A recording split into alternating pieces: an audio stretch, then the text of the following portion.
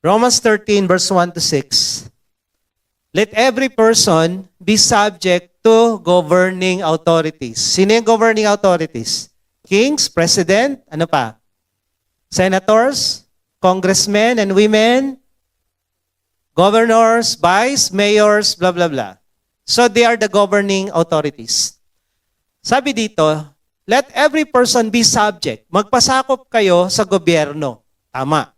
For there is no authority except from God. Lahat ng nahalal, naluklok, pinahintulutan ng Diyos na mapunta dyan.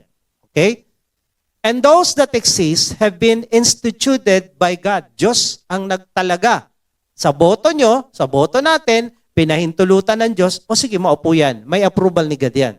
Sino man sila. And therefore, who resists the authorities, resists what God has appointed.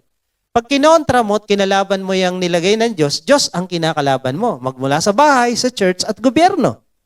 Si Lord ang kinakalaban mo. Okay? And then, sabi dito, those who resist will incur judgment. May parusa para sa mga kumukontra sa authority sa bahay, sa church, at sa government. Next.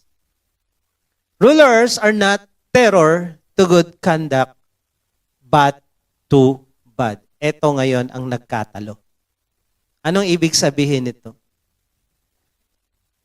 Ang mga namumuno ay dapat terror sila, terorista sila, tinatakot nila. Sino? Mabuti masamang tao?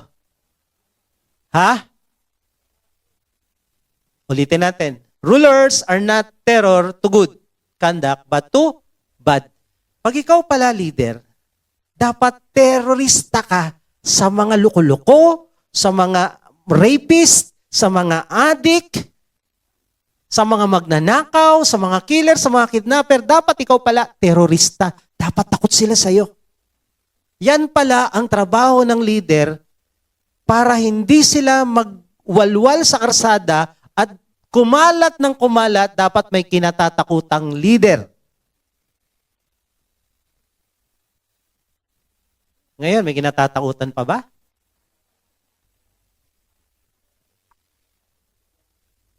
Sabi ko, kasi nung pinapanood ko yung Hiding Place, na kwento ni Hitler at ng mga Christian nung panahon niya, at saka yung Return to Hiding Place, kinokot ng mga Nazis, kinokot ng mga Gestapo sa mga Christian kay Corrie ten Boom. Di ba sabi ng book nyo, magpasakop kayo sa gobyerno? Yes, kung tama ang ginagawa ng gobyerno. At anong tamang gagawin ng gobyerno? Lahat ng kriminal, lahat ng adik, lahat ng magnanakaw, lahat ng korap, ipakulong.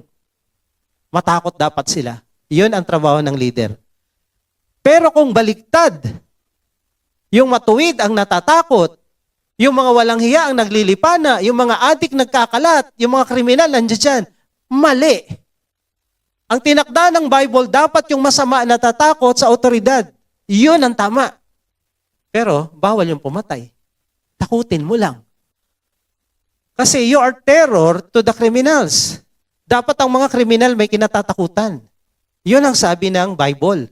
Sabi dito, they are terror to the bad people.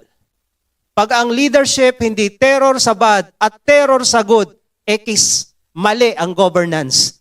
Mali ang leadership sa bahay, mali ang leadership sa church, mali ang leadership sa gobyerno. Pag ang naghahari kasamaan, mali ang leadership. Ang kasamaan dapat natatakot sa otoridad.